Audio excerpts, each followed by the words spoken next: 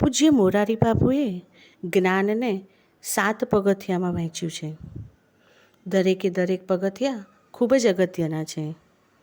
જેમાં સૌથી પ્રથમ આવે છે પ્રેરણા, ત્યારબાદ બીજું પગથિયું છે પડકાર, ત્રીજું પુરુષાર્થ, ચોથું પ્રામાણિકતા, પાંચમું પ્રતીક્ષા, છઠ્ઠું પ્રગતિ અને સાતમું પરિણામ.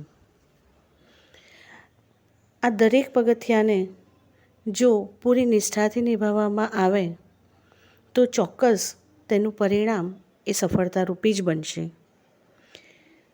આવું જ્ઞાન આપનારા આપણા પૂજ્ય મોરારી બાપુ.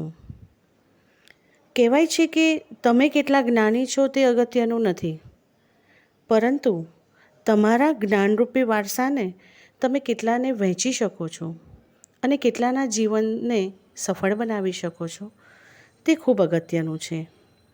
માટે આવા જ્ઞાનરૂપી ખજાનાને આપણી સમક્ષ લાવનારા આપણા ગુરુઓને મારા આજે ગુરુ પૂર્ણિમાના દિવસે કોટી કોટી વંદન. ગુરુ બ્રહ્મા ગુરુ વિષ્ણુ